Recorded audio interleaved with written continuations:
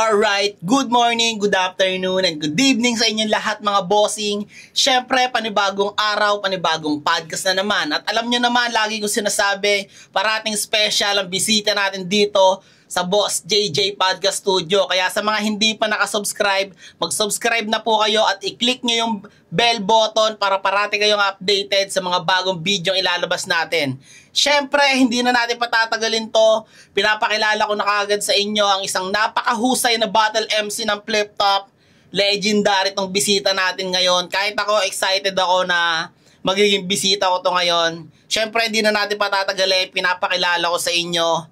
Let us welcome, walang iba, Idol Saito. Yo, shoutout nga pala sa lahat ng mga tunay na taga-suporta natin, mga tagahanga natin dyan. Siyempre sa lahat ng mga nakasubscribe at magsasubscribe pa lang, Boss JJ. Siyempre, supportahan natin yan. Please like, share, and subscribe sa lahat ng mga tropa natin. Magandang araw sa inyo, saan man kayong dako naroon.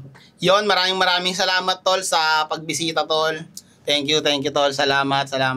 Kamusta ka ngayon, Tol? Kamusta? Ito ayos lang. Nananahimik lang muna ako sa bahay. Doon lang ako, medyo busy lang konti sa mga parating na trabaho. Tapos, yun, mga jingle. Papagawa ng mga jingle na kandidato natin ngayon. Tapos, nagbukas ako ng shop, refrigeration and air conditioning. Yun. Ayun ang business mo ngayon, Tol. Medyo nakakalungkot nga lang ngayon, Tol, yung nangyari sa idol natin na si Romano. RIP.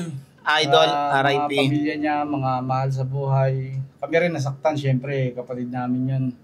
Kaya medyo, ganun talaga eh. Kalooban ng Panginoon, kunin tayo, wala tayong magagawa.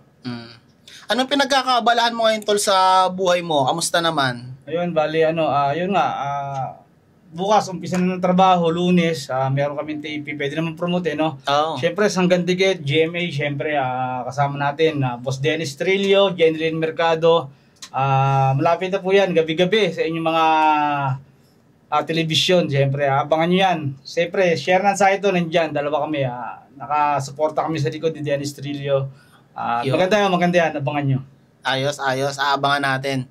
Ano Tol? Ano pang ibang pinagkakaabalahan mo bukod sa taping? Ngayon, business. Yun, yung refrigeration air conditioning ko. Tapos meron kaming vape shop, tatlo pinagkakaabalahan din namin kahit paano. Bread and butter. Tapos, bahay lang. Di ako naglalabas ngayon. Doon lang ako. Di ako naglalalayo. Kasi alam mo naman ngayon, panahon ngayon, magulo. Pwede ba namin malaman yung kwento ng buhay ni Saito? Simula pagkabata, Tol, hanggang naging rapper ka, nakapasok ka sa Flip Top. Paano nagmula yun, Tol? Kwentuhan mo naman kami, Tol, simula nung pagkabata mo. Siguro, narinig na rin ng iba yung kwento ng buhay ko eh. Ako labakay ako kasi hindi ko kilala yung mga magulang ko. Totoong magulang ko, hindi ko kilala. May nag-ampul lang sa akin ng matanda, tapos nalagaan ako. Yun, buti nga pinag-aaral ako kahit paano. Natuto ako bumasa, natuto ako sumulat. Tapos, sa madali salita, nawala na rin sila, maaga ako naulila. Nagkaroon ako ng pamilya, maaga. Pero maaga ako namulat sa lansangan, buhay kalye talaga ako. Andiyan yung lahat ng mga nakikita mo sa mga batang kalsada, tatapon basura, lahat. Dinaanan ko yan, nagtinda ako ng dyaryo, tinda ako ng kung ano-ano, bumabiyahe ako ng Baclaran, tapos sa imprenta, sa paggawa ng dyaryo, nilalako ko sa mga bus yan. Yung bumababa sa bus na mabibilis yung bus, minababa kami yun. Tapos, basta mahabang kwento ng buhay ko, maraming mga pinagdaanan. Pero, tuloy lang. Maaga ako namulat sa lahat ng bisyo, lahat. Maaga ako, 13 anyos pa lang, nandun sa katawan ko yung chemical. Tapos, basta tuloy lang. Pero ako, kahit pa paano, hindi ako nang-aapak ng kapwa, wala akong ginagawang masama sa mga tao. Medyo masama sa paningin nila yung mga pinagdaanan natin, pero basta tuloy lang tayo, marunong pa rin tayo kumilala ng itaas. Yun ang importante doon, syempre. Tol, paano ka unti-unting nakapasok sa Flip Top at yung pagrarap mo, paano mo siya naipasok nung sa buhay mo? Dati kasi, nagrarap na ako kasi uso sa amin barkada yun. Lumaki ako sa Dasma sa area eh. Doon ka talaga namulat sa Dasma? Makukulit talaga, pag sa Batang Cavite talaga, alam mo kulit niya, pag lumaking Cavite. Caviteño. Oo, makukulit talaga yan. Asaran, lahat ng mga kabastusan, tarantado, lahat, andyan na. Kasi halo-halo tao dyan eh, halo. Pero hindi naman lahat kasi lumaking maayos eh. Kami, napabilang ako sa mga batang Kaya medyo galaw-gaw ako. Pero kahit na paano, turuan ako ng asal. Alam ko rin naman umilis ng tama at Ayun, tapos yun, nag-rap-rap na kami noon. freestyle na ako noon, hindi ko alam, may tawag pala sa ginagawa ko, freestyle. Tapos nakilala ako, nag-rap ako noon, marami na ako sinalihan contest, ang dami kong trophy dati. Iba-ibang lugar, tapos nakilala. Meron pa nga, yung pupunta kami sa rap contest, tapos pabanatan kayo doon. May gano'n, no? Banatan pag-rap contest, uso dati yan eh. Tapos tawag nito yun, nakilala ko ni Enigma, papunta ako ng Ilocos noon dahil maaga rin akong pumasok sa trabaho ng ng mga sumasama sa mga kampanya pag may mga eleksyon ganyan. Pupunta ako ng Ilocos doon, tapos lumaban ako sa Our Father's Coffee. OFC battle yung kalaban ko ron, mga amboy, talagang magagaling. Tapos nanalo ako nung gabi na yon. Tapos on the spot freestyle talaga, matter na matibay. Tapos napanood ako ni Enigma ron, nakilala niya ako. Uy, kuya, baka pwede ka sumali sa palaro ko. Ganun ba? Kasi bigay ko yung number ko sa kanya. Ngayon, habang nasa Ilocos ako, tinitext niya ako, sige, sali ako dyan. Hindi ko alam na puputok pala yung battle na gano'n, na flip top na pala, doon na nag-umpisa, ibang format na siya. Wala nang beat, a cappella, tapos hindi ko kasi pinaghanda kasi sanay ako dati na pag may battle na ganyan, salang na, minsan makatin nga ako ng rap contest, tawag nito. Wala akong practice na doon ako, may dala pa akong antena, tapos doon ako matutulog. Gisingin niyo ako paglabang ko na. Tol, hindi ka pala nag-try out sa flip top? Ay, hindi, oo. Kinuha ka talaga ni Enigma? Okay. Tapos Looney agad. Looney agad ang unang battle mo? Galing. Siyempre, bago mag-flip top, nagra-rap ka na noon, di ba? Oo, nagra-rap na ako. Sino nag-inspira sa Tol na mag-rap ka, na nagra-rap ka? Paano mo nagustuhan yun? Kasi may mga kababata akong na rapper din, naririnig ko, may mga kanta na napapakinggan na Andre Francis M yan, pero meron pala mga underground, Death Threat, Ghetto Dogs yan, naririnig ko, meron si mga tapes. Nung narinig ko yun, iba yung pakiramdam nung dating sa akin Kasi parang, ito musika ko. Ang ginagawa ko nun, wala naman ako pambili ng ng cassette o ginagawa ko, nagpapa-ending ako. Tapos pag nanalo ako, nagkapera ako, bumibili ako ng Walkman pa uso nun Tapos kasi tape yan, Walkman lang ako. Tapos masaya na ako nun, battery. Tapos yun, maghapon yung na-trip ko. Hindi ko alam na angst na pala nung dating mo nun pag nakabisado mo yung mga kanta ng kasi iba yung mga tarasa mo, iba yung karakas mo nun Aangas ka pag rapper ka nun, tsaka yung mga bagsakan nun, iba. Tapos ayun nga, nung nahugot ka na ni Sir Enigma sa battle ka kagad. Looney kagad ang first battle mo pala, ang debut battle mo. Bakit sino kalaban mo? Si Looney? Si Looney? Sino ka ba? Sa akin, nakapaa ka chinelas lang ako nun. Kasi akin, wala naman sa damit di ba? Wala sa Nasa karga mo yan. Looney pala kagad ang first battle mo. Tapos, ayun na, siguro nakitaan ka ni Arik ng talento, nagtuloy-tuloy na. Hindi ko lang na pupunta ko yung laban na yun. Una, akala ko parang kawawang-kawawa ko sa laban na yun. Pero bilang isang kumbaga sa manok, hindi tama niya sa akin nun. Siya na, ensayo, training siya. Parang ako, on the spot talaga. Freestyle, no? Galing talaga sa isip ko, sariwa. Yung isang araw lang talaga, on the spot talaga yun, sariwa. Siya, nag-practice si Looney nun. Talagang matagal pa yung event. Alam niya na ako yung makakalaban niya. Si Looney, kilala mo maghanda. Yan talagang walang sinayang na oras sa practice. Pero ako naman kasi, hindi ko sa practice sa akin nun, on the spot, antimano, katayang kagad. Tagpasang kagad ng ulo, matibay. After nung Looney, Tol, sino yung mga sunod na mo? Siyempre, namabas yung laban, hindi ko alam nalalabas yung laban namin ni Looney. Sabi, ayun yung nakalaban ni Looney, kawawa yung sarap mo na, binag ni Looney sa Parang nakasaktan ako, grabe naman to Ngayon ko lang naranasan yung mga basher, may basher ka na. Tapos ang ginawa ko, humingi ako ng laban ka. Sabi ko, boss, bigyan mo pa ako ng isang laban. Kahit sino, bigyan mo sa akin. Tapos yung nakita pa sa akin, silencer.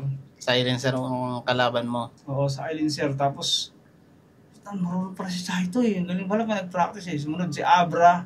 Abra na, sunod-sunod na. Tapos yun, nanalo na ako nung kasunod. Naitayo ko na yung pangalan ko. Marunong pala si Saito Yun, nilaro-laro ko na. Sabihin, napatunayan ako na sa inyo. Ngayon, laro-laro ko na. Parang yung kay J. King, si Saito pala pag nagseryoso. Tapos yung seryoso, laro na naman ulit. Iba rin talaga pag nagseryoso si Saito, no? Kahit pa paano, miski sino naman, pag nasa sayo naman yan, pinakamatinding kalaban mo talaga sa battle, sarili mo. Kung paano mo didisiplinahin, kung paano mo, kasi kung kasikatan, kung mga papuri ng matagal na natin naramdaman yan, matagal natin naranasan ang pinakamatibay na laban ngayon sa buhay, kung paano tayo haharap sa mga pagsubok, sa problema, sa panggastos sa araw-araw talaga, o sa Yun ang tunay na battle sa buhay. Yun ang tunay na battle kung paano itataguyod yung mga bata, yung mga darating pa na mga ano, di ba? Tol, sa buong takbo ng buhay mo sa flip top, sa music, para sa iyo tol, sa ano, tanong din kasi ito ng karamihan eh. Para sa iyo tol, sino ang greatest of all times para sa iyo sa battle and sa music? Para sa akin, may isa akong hinahangaan talaga sa ano, sa battle, sa mga tunggalian. Talastasan ng kaalaman. Reliyon kasi yun tol eh. Okay. Oo. Pasintabi sa mga ibang reliyon, minahangaan ko lang yung mga ngaral na to. Si Brother Eli, magaling talaga siya tol eh. Pagka nakipag-debate siya sa mga ano eh, para mas, tsaka yung hugot niya, kaalaman talaga eh. Mas malalim na kaalaman eh. Yung kay Eli sa ano naman yun talaga ang battle. Yun talaga, yun ang battle ng totoong buhay talaga. Galing nga naman. Pagka nagsalita talaga yun. Ano. Pero siyempre sa atin, sa laro. Pero darating nga araw, tingin ko, sa flip top, sa flip top, sa battle, sa event yan, darating nga araw, may aakit dyan na, ano, na relihiyoso na ang magiging sigawan na dyan, yung relihiyon na darating panahon na gano'n eh. Yung kaligtasan na yung magiging laman ng pinaglalaban. Parang gano'n na eh. Kasi wala rin kabuluhan lahat kung puro dun lang iikot eh. Kasi kailangan lagyan mo ng kabuluhan. Ano ba yung kabuluhan ng ginagawa mo? Siyempre, yung pinakamatibay, yung kaligtasan nyo pa rin. Yan. Diba? Kung sa mga naniniwala na may piano at langit, diba? Pero kung di ka naniniwala, hindi mo papansinin yun. Nagtayo ko ng grupo nun, Respeto, yung grupo namin. Respeto. May kanta kasi kami, Respeto. Bigyan naman kami kahit konting respeto. Kahit kami isang dukha, itrato nyo na tao. Anak, mahirap nga kami. Bata pa ako na yun, yung post na ano. Tapos yun, nakilala yun. Tapos sumunod, Rhyme Minister. Nagtayo kami. May grupo ko, Rhyme Minister. Mga, kaso nga lang, hindi sabay-sabay schedule namin, tsaka nahiya ako humarap sa kanila dahil sila medyo may mataas ang antas ng ano namin eh. Kami squatter kami. Sila mga subdivision parang kasi iba-ibang grupo rin yung nakasama ko hanggang sa naisip ko na mahirap kasi pag may grupo. Hindi naman mahirap kasi ano eh. Medyo kailangan sabay-sabay ang oras niyo, sabay-sabay ang. Pero naggrupo rin kami, sabay-sabay kami practice kami noon. Pero may lakarang mabilisan kasi ako nung gusto ko talaga sumali ng mga TV, ganyan, sumali ako Itbulaga. Kaya kailangan sarili mo, bit-bit mo, wala ka muna iintindihin. Sabi ko, lipad muna ako, iwan ko muna yung grupo, tapos balik ako pag may bangka na. Kunin ko sila. Kaso pagbalik ko, may mga asawa na sila. Tol, sino ang pinakagusto mong nakalaban sa flip top? Luni pa rin. Iba kasi ang Luni pag nakaharap mo eh, iba yung spiritual na dala niya eh. Meron siyang talagang meron siyang kumbaga sa antas ng kaalaman ng mga kalidad ng mga nakakaharap mo. Iba yung class A, class B, class C. Siya kasi medyo malapit dun sa class A na eh. Dahil mga nakasama niya, di ba? Si Luni talaga. Si Luni kasi ito talagang buong timpla ng pagkatao niya eh. Di ba? Nandun kumpleto. Sila smaglas yan, pero iba pa rin kasi pag Luni kasi pang-battle talaga si Luni. Yun nga lang, medyo may pagkakataon, natataluni ka rin ng iba, pero isa kasi si Luni sa mga nagbigay ng kasiyahan din eh. Parang kami nung laban namin sa flip top, di ba? Isa yung laban namin sa mulat sa nagpa-boom. Nagpa-boom, pwedeng gano'n. Yung saya na mararamdaman mo pag napapakinggan mo yung mga di ba? Si Luni pala ang pinakagusto mo nakalaban sa flip top. Sino naman tol yung pinakaayaw mo nakalaban sa flip top? Si Luxuria. Si Luxuria ba? Kasi babae.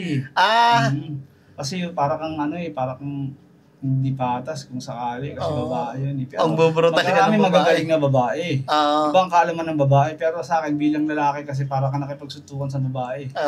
Babae kasi ito kumbaga sa may preno ka eh. Pero wala pa nga akong preno nun eh, di ba? Pero iba pa rin kasi pag pagka lalaki, di ba, syempre. Yung kay J. King naman, nag-ayos ako ng laban nun, sinabi lang na akin ng anak. Ngayon magandang battle nyo naman yung kay J. King, no? Ito kasi yung tanong din ng marami. Siyempre, isang napakahusay na komedyante mo rin sa flip top. Siyempre, alam naman ng kalahatan niya at ng mga fans mo. Tol, anong pinagkaiba ng Saito sa battle at Saito sa likod ng camera? Anong pinagkaiba? Maraming hindi kayo alam kasi nalaman niyo lang yung Saito nag-rap, Saito ang rap kasi ginawa ko lang hakbang yan para makapunta ako sa totoong gusto ko talaga. Ang kaligayahan ko talaga yung umarte. Umarte. Maging artista kasi bata pa lang ako, nanonood ako ng television eh. Yung nakikita ko mga nag-rap, siyempre andun, Andre kasi umaarte, artistang umaarte din, rapper na umaarte. Siyempre, yung pag-rap, bahagi na lang ng kaalaman mo yun bilang artista. Kailangan, meron kang bit na gano'n na kaalaman.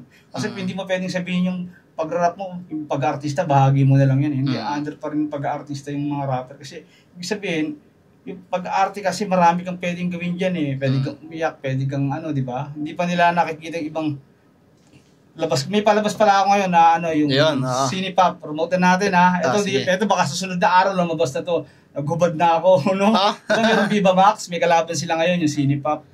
Kalaban ng Viva Max. Oo. Ewan ko kung kalaban, syempre, siguro, Viva Max yung unang sumardo. Pero lang sumunod. Parang pag-aalinhin lang. Pero inalok ako ni Direk, sabi ko, baka pwede ka sa ganito. Magpa-plaster. Magpa-plaster, maghuhubad ka eh. Di baga, hindi mo na ako pwede rin. Direk, ang kailangan doon, mga pogi, malalaki katawan. Ano nang dating doon? Nilagyan lang natin ng comedy. Okay. Hindi ko alam na gano'n na. Tapos pagdating doon, ubaro na, hubot-hubot talaga. Pero naka-plaster. Pero silang mga babae, labas talaga lahat. Pero naka-plaster din yung kanila. Tapos yun, sisisid ka sa Barado Kanal. Pero abangan niya, maganda yung may comedy ron. Maganda yung kwento ng mga eksena ko ron. Mahilig sa Sa likod ng camera to, sa likod ng camera, komedyante ka pa rin o seryoso na? May komedyante ako siyempre sa mga barkado ko, pero pagdating sa mga anak ko, kabiro ko silang lahat eh. Lahat sila hindi ko binigyan ng pigil, wala silang gusto nyo mag-girlfriend, gusto nyo mag-boyfriend, pinabayaan ko sila, basta hindi ko sila pinutulan ng pakpak, pumipad kayo hanggang gusto nyo. Bahala kayo, alam nyo naman, pag nilaglag, masakit. Alam nila yun, pero bata pa sila, binusog ko ng pangaral yan, kaya kahit pa paano, lumaki sila ng maayos naman, hindi sila makikita mo yung mga bata na pasaway dyan Awat tulong ng Diyos na palaki ko sila ng may aral pa rin sa puso at sa pag-iisip nila. Alam nila yun. Ano naman tol ang nagawa sa buhay mo ng flip top? Ang nagawa sa akin ng flip top sa buhay ko, dalawa yan eh. Siyempre, doon tayo sa negative, positive, dalawa yan. Kasi sa negative, unahin natin yung negative, siyempre. Yung inisip ng tao na yung ano sinasabi nila sa flip top, yung kanila lang, umikot na lang yung image mo sa kanila na ganun ka, na yun, ganun, sa flip top, ito ako, ganyan, si Saito, ganyan, tapos nagmura ako sa narinig na maraming bata, pero sa ibang banda, syempre, nakapagpasaya rin ako ron. Sa pang mga negative yan, syempre, nasa iyo naman kasi yan eh, kung paano mo dadalhin yung mo eh. Yung kung paano mo ilalabas yung imahe mo sa flip top. Pero pag sumali ka ng flip top, dapat handa ka na dyan. Alam mo na rin yung mga pwede mong banggain dyan ng mga sitwasyon, mga pangyayari, yung mga madadamay. Oo, lahat dyan, alam mo na yan. Kaya pag sumali ka dyan, siyempre dapat handa na pagkatao mo dyan. Yun nga lang, siyempre, masyado ka nakilala ng tao, wala ka ng pribadong lahat na lang napunta mo lugar. Si Saito, hindi ka na makapamili ng maayos, papunta ka ng mall, hindi ka makapag-enjoy dahil puro pa-picture na lang. Dahil bata ka, pinangarap mo sumikat, gusto mo yan eh. Pero ako hindi naman ako madamot sa di pa picture, ganyan. Pero ako, normal lang ako. Pag umaalis ako, di nga ako pumuporma eh.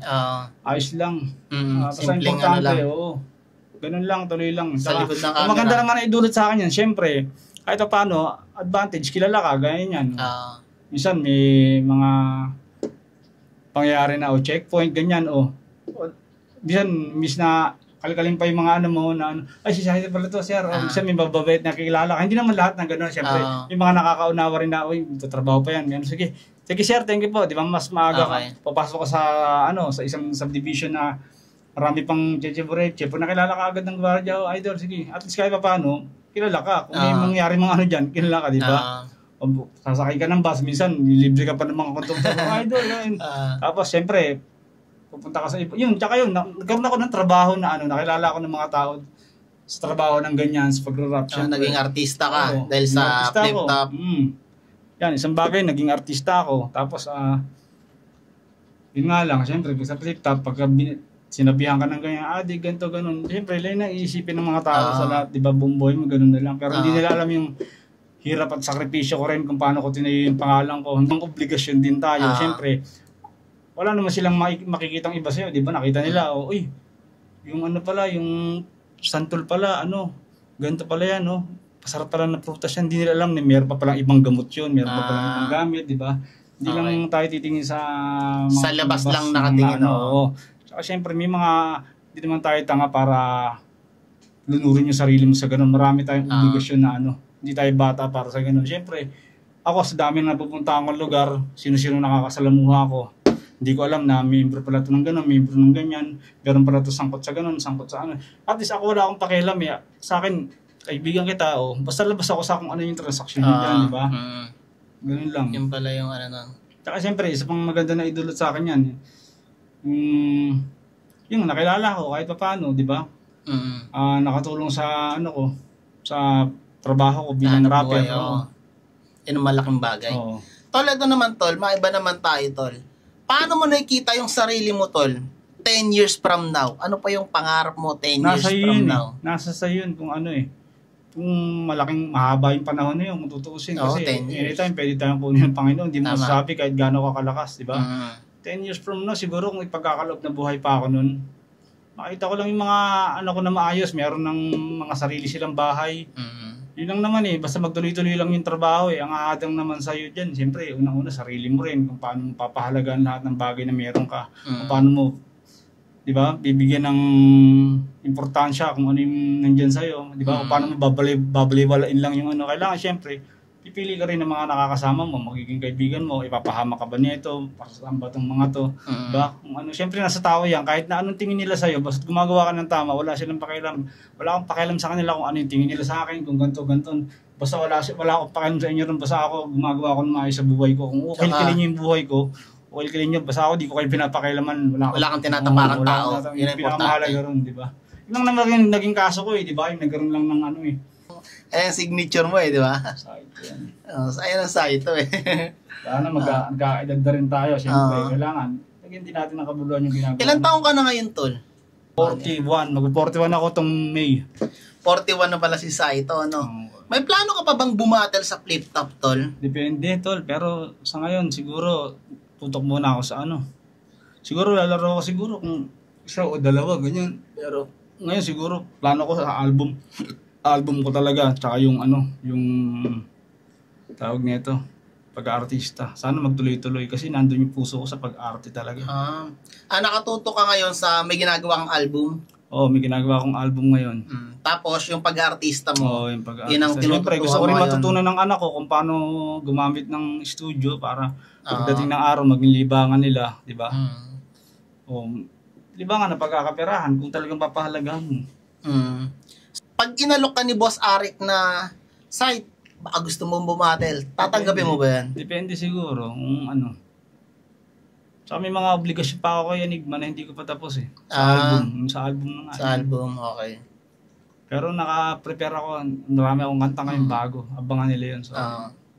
Sino pa tol yung ano, sa sobrang haba na ng life mo sa flip top, sino pa tol yung pangarap mong makalaban? Kumbaga ito gusto ko pa itong makalaban. Kumbaga nananabig ka pang makalaban yung battle MC na yon. Para sa'yo, sino yung gusto mong makalaban pa?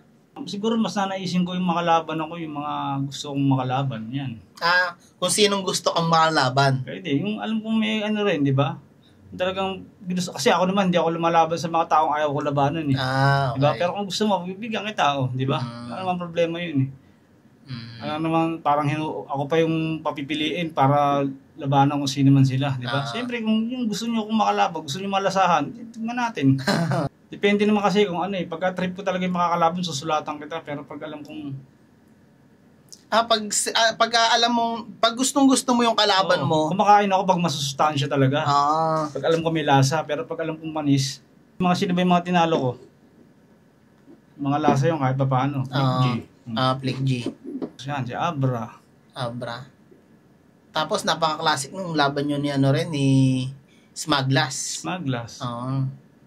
Smaglas kasi magkaiba kami ng ano eh. Hindi ko alam na...